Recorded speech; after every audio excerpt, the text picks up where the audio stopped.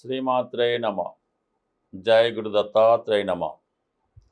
ఈ వీడియోలో మనం సింహరాశి వారికి డిసెంబర్ 21 నుంచి 27 మధ్యలో జరిగే వార ఫలాలు పరిశీలిద్దాం. ప్రధానంగా ఈ వారంలో సింహరాశి వారికి ఉద్యోగపరమైనటువంటి మార్పులు రాబోతున్నాయి. ప్రధానంగా ఈ వార ప్రారంభంలో 3 గ్రహాలు పంచమ స్థానంలో సంచరించడం జరుగుతుంది. అది ఒకటేమో రాశ్యాధిపతిగా ఉన్నటువంటి రవి. అంటే కొన్ని ముఖ్యమైనటువంటి నిర్ణయాలు మీ వ్యక్తిగత విషయాల్లో కానీ, ఆర్థిక విషయాల్లో కానీ, ఉద్యోగ సంబంధించిన విషయాల్లో కొన్ని ముఖ్యమైన నిర్ణయాలు తీసుకోవడం జరుగుతుంది.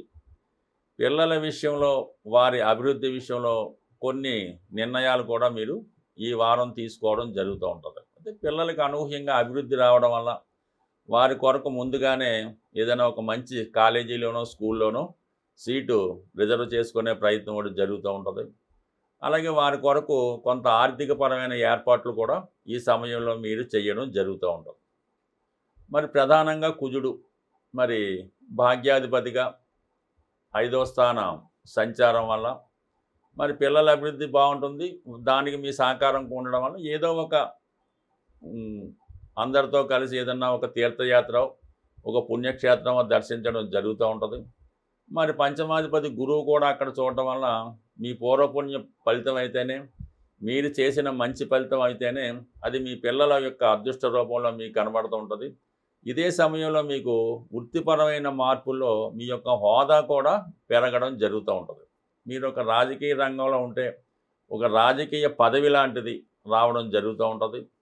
అదే ఉద్యోగంలో ఉంటే మీకు కీలకమైనటువంటి లీడ్ పోస్ట్లోకి మారడం జరుగుతూ ఉంటుంది. అది కొంతమందికి ట్రాన్స్ఫర్ అవ్వచ్చు, కొంతమందికి ప్రమోషన్ అవ్వచ్చు.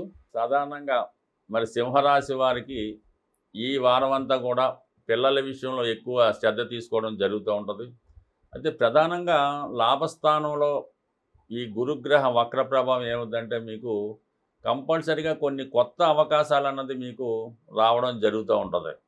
దానివల్ల ఏంటంటే మీరు ప్రస్తుతం చేస్తున్నటువంటి వృత్తి వ్యవహారాలతో పాటు అదనంగా కొన్ని బాధ్యతలు కూడా చేపట్టవలసి ఉంటుంది. అంటే ఇతరులు ఏమైనా విడిచిపెట్టి వారి చేత కాకపోవడం వల్ల ఆ బాధ్యత కూడా మీ మీద పడడం జరుగుతూ ఉంటుంది. అలాగే లేదంటే మీ యొక్క పిల్లలు, మీ యొక్క తండ్రి గారు కొంతకాలం పాటు ఏదైనా ఒక వ్యాపార సంస్థ నిర్వహించి వాళ్ళకి ఏదో విదేశీ అవకాశం, వేరే అవకాశాలు రావడం వల్ల అది మీకు చూసుకోమని బాధ్యత అప్పచెప్పడం జరుగుతూ ఉంటుంది. అంటే మొత్తం మీద ఈ సింహరాశి వారికి ఈ వారం బాధ్యతలు అన్నవి పెరుగుతాయి. పిల్లల విషయంలో ఎక్కువ శ్రద్ధ పెట్టుకుంటారు. అలాగే వ్యక్తిగతంగా మీరు విద్యార్థి అయి ఉంటే మాత్రం మీరు ఒక మంచి కాలేజీలో సీటు రావడానికి తగు ప్రయత్నాలు చేసుకొని తగు విధంగా దాన్ని రిజర్వ్ చేసుకోవడం కూడా జరిగే అవకాశం ఉన్నది. అయితే చాలా సందర్భాల్లో ఈ నిర్ణయం తీసుకోవడంలో మాత్రం చాలా కన్ఫ్యూజ్ అవుతూ ఉంటారు.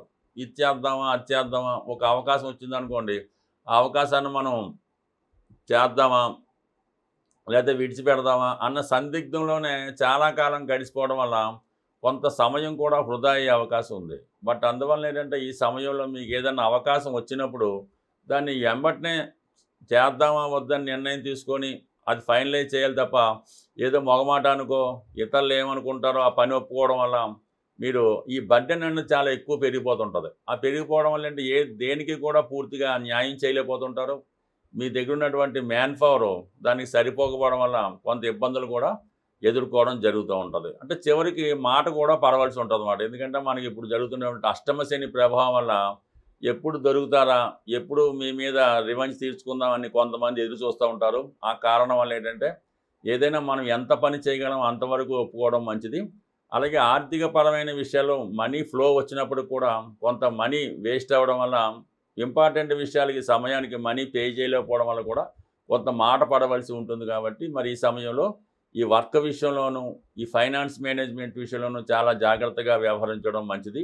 లేని పక్షంలో మీరు ఇతరులకి బర్డెన్ అయ్యి వారి దగ్గర ఆర్థిక పరంగా సహకరించవలసి ఉంటుంది. కాబట్టి అంటే మీ దగ్గర ధనం ఉన్నప్పటికీ కూడా దాన్ని సరిగ్గా మేనేజ్ చేసుకోకపోవడం వల్ల ఈ బిల్స్ అవి కట్టే సమయంలో ఇతరులను ఆశ్రయించి కొద్దిగా డిగ్రేడ్ అవ్వాల్సి ఉంటుంది. బట్ ఏదైనా ప్లానింగ్ మాత్రం కరెక్ట్గా వేసుకోవాల్సి ఉంటుంది. దానివల్ల సక్సెస్ అన్నది కంపల్సరీగా వస్తుంది. కానీ ఈ ప్లానింగ్ మాత్రం ఏమాత్రం తేడా వచ్చినా ఇబ్బంది పడడం జరుగుతుంది.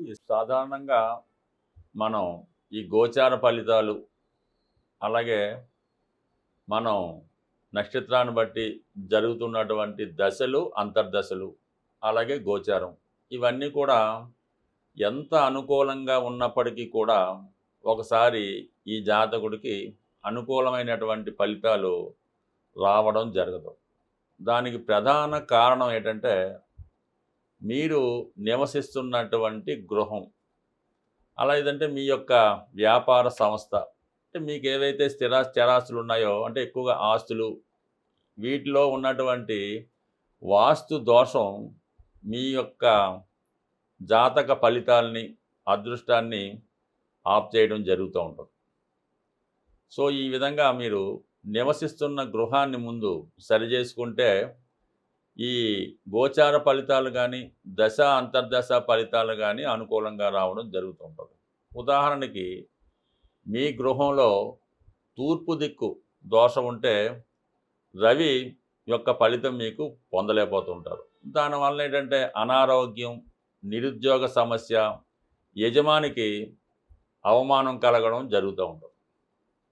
అదే ఆగ్నేయ దోషం ఉన్నప్పుడు శుక్రగ్రహం ఆగ్రహానికి గురవుతూ ఉంటాడు.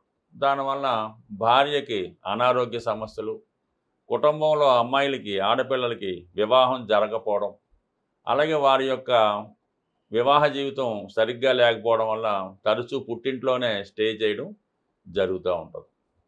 అలాగే దక్షిణ దిక్కు దోషం ఉంటే కుజుడు ఇబ్బంది పెడతా ఉంటాడు. అంటే రుణ బాధలు, ఇంట్లో మగపిల్లలకి చెడు వ్యసనాలు, అలాగే అప్పుల బాధలు, వివాహాలు వాయిదా పడడం జరుగుతూ ఉంటుంది. అలాగే నైరుతి దోషం ఉన్నప్పుడు రాహు యొక్క ఆగ్రహానికి గురవుతూ ఉంటారు. అంటే యజమానికి హెల్త్ ప్రాబ్లమ్స్, యజమాని మొండిగా వ్యవహరించడం, ఎవరి మాట వినకపోవడం, ఆ ఇంట్లో అందరితో యజమానికి విరోధం ఉండడం జరుగుతూ ఉంటుంది. అలాగే వాయువ్య దోషం ఉన్నప్పుడు ఒక 100 రూపాయలు అప్పు ఉన్నా సరే తీర్చలేకపోతుంటాం.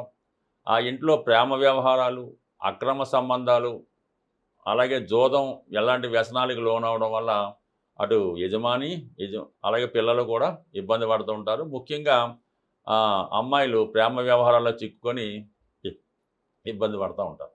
అలాగే ఉత్తరం దిక్కు దోషం ఉండడం వల్ల ఆర్థికపరమైన సమస్యలు, స్త్రీలకి అనారోగ్య సమస్యలు, మరి ఆర్థిక సమస్యల కారణంగా ఇంట్లో పిల్లలకి వివాహాలు చేయలేకపోవడం జరుగుతూ ఉంటుంది. ఈశాన్య దోషం వల్ల గురుగ్రహం ఇబ్బంది పడటం వల్ల మరి ఆ ఇంట్లో శుభకార్యాలు వాయిదా పడుతుంటాయి. ఎక్కువగా ప్రథమ సంతానానికి ఉద్యోగం లేకుండా ఇబ్బంది పడుతుంటారు. ఎక్కువగా నిరుద్యోగులు ఉంటారు. సంపాదన ఒకలే ఉంటే 10 మంది వాళ్ళ మీద ఆధారపడడం జరుగుతుంటుంది. ఎప్పుడూ ఆర్థికపరమైన సమస్య ఏదో ఒక ఆనయాలతో రావడం జరుగుతూ ఉంటుంది. అంటే ఈ విధంగా 8 దిక్కులు మరి జాతకుడి మీద ప్రభావం చూపుతూ ఉంటుంది. ఇందులో ఈశాన్యం అన్నది ప్రథమ సంతానం మీద, ఆగ్నేయం అన్నది ద్వితీయ సంతానం మీద, వాయువ్యం అన్నది తృతీయ సంతానం మీద, యజమాని నైరుతి మీద ఈ విధంగా ఇబ్బందులు ఉంటుంటాయి. ముఖ్యంగా గృహంలో ఉన్నటువంటి టాయిలెట్లు సరైనటువంటి దిశలో లేకపోతుంటే ఆ ఇంట్లో ఉన్నవారికి చెడు వ్యసనాలు, నిరుద్యోగ సమస్య ఎక్కువగా ఉండడం జరుగుతుంటుంది. ప్రధానంగా ఎవరైనా జీవితంలో మీకు వచ్చినటువంటి గోచారం కానీ, దశలు కానీ అనుకూలంగా ఉన్నా కూడా జాతకం ఫలించలేదంటే కంపల్సరీగా ముందు మీ యొక్క గృహ సంబంధించిన వాస్తు సరిచేసుకొని తర్వాత చిన్న చిన్న పరిహారాలు చేసుకుంటే ఏ గ్రహం ఇబ్బంది ఉంటే ఆ గ్రహాన్ని ఇంప్రూవ్ చేసుకుంటే ఆటోమేటిక్గా మనకు ఆ ఫలితం రావడం జరుగుతుంటుంది. చిన్న రెమెడీతో పెద్ద ఫలితాన్ని సాధించవచ్చు. ఏదైనా మీ జీవితం మీద మీకు శ్రద్ధ ఉన్నప్పుడు ఆ సిద్ధాంతం మీదో, ఆ జ్యోతిష్కుడి మీద మీకు నమ్మకం ఉంటే పరిపూర్ణంగా మనశుద్ధిగా మీరు ఆయన్ని సంప్రదించి మీరు ఫలితాలు ఇలాగా పరిహారాలు చేయించుకొని వాస్తును కూడా సరి చేయించుకుంటే ఏదో ₹1,00,00,000, ₹1,00,000తో పోయేదానికి ఒక 10,000 ఖర్చు పెట్టుకుంటే, ఒక ₹1,000 ఖర్చు పెట్టుకుంటే మీ సమస్య సింపుల్గా తీరిపోయే అవకాశం ఉంటుంది. స్వస్తి.